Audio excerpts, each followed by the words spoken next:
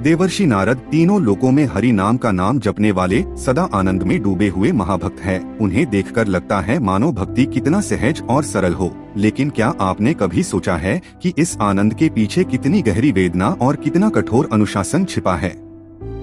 श्रीमद् भागवतम के अनुसार अपने पूर्व जन्म में नारद कोई महर्षि नहीं बल्कि एक दासी के पुत्र थे, अत्यंत निर्धन किंतु हृदय से निष्कलंक। उनकी पूरी दुनिया केवल उनकी मां तक सीमित थी। एक बार एक वर्षा ऋतु में कुछ महान संत उनके गांव आए और बालक को उनकी सेवा का सौभाग्य मिला। वह निस्वार्थ भाव से उनकी हर आज्ञा का पालन करता, घंटों हरिकथा सुनता और एक दिन संतों का उच्छिष्ट ग्रहण करने से उसके भीतर भक्ति की ऐसी ज्वाला प्रज्वलित हुई जो फिर कभी बुझी नहीं। 4 महीने बाद संत चले गए और बालक फिर अकेला रह गया, लेकिन अब उसका मन संसार में नहीं बल्कि उस परम सत्य में विलीन हो चुका था जिसकी झलक उसने पाली थी। तभी नियति ने उसकी सबसे कठोर परीक्षा ली। एक रात सर्पदंश से उसकी मां की मृत्यु हो गई और 5 वर्ष का वह बालक अनाथ हो गया। यही था अनुशासन का छिपा हुआ मूल्य, असहनीय पीड़ा और पूर्ण अकेलापन। किंतु संतों के संस्कारों ने उसे उस कठिन समय में तोड़ने के बजाय दृढ़ बना दिया।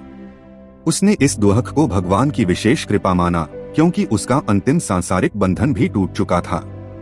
अब वह उत्तर दिशा की ओर निकल पड़ा, घने जंगलों, भयावह एकांत और कठोर तपस्या के मार्ग पर। एक विशाल वृक्ष के नीचे ध्यान करते हुए उसने अपने हृदय में स्थित परमात्मा का चिंतन किया और एक क्षण के लिए उसे स्वयं भगवान विष्णु के दिव्य स्वरूप के दर्शन हुए।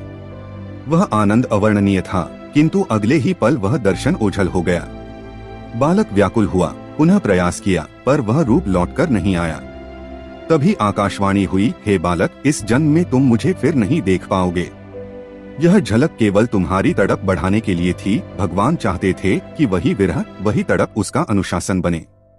शेष जीवन उसने उसी अग्नि में तपते हुए, धरती पर विचरण करते हुए, हरि नाम का गान करते हुए बिता दिया। जब अंत समय आया तो भौतिक शरीर छूट गया और उसे वह दिव्य शाश्वत स्वरूप प्राप्त हुआ जिसे आज हम देवर्षि नारद के रूप में जानते हैं। वीणा धारण किए, नारायण का नाम गाते हुए, लोक लोकांतरों में विचरण करते हुए। तो मित्रों, यह कहानी हमें यही सिखाती है कि अनुशासन का अर्थ है मोह का त्याग करना, जो आपको पीछे खींचता है, चाहे वह कितना भी प्रिय क्यों न हो। और अनुशासन के नियम अनुसार ही आपको आपका फल अंत में मिलता है। तो दोस्तों, यह रहा आज की कहानी। आशा करता हूँ आज की कहानी भी आपको बहुत ज्यादा पसंद आया है। इस वीडियो को ज्यादा से ज्यादा शेयर करें ताकि बाकी लोगों की जिंदगी में भी थोड़ा बहुत सुधार देखने को मिले। और साथ ही साथ हमारे इस चैनल को सब्सक्राइब करके 1 मिलियन होने के लिए हमें सहायता करें। यदि आपको हमारा यह वीडियो पसंद आता है तो हमें आप अपना आशीर्वाद यहाँ पर दे सकते हैं। बहुत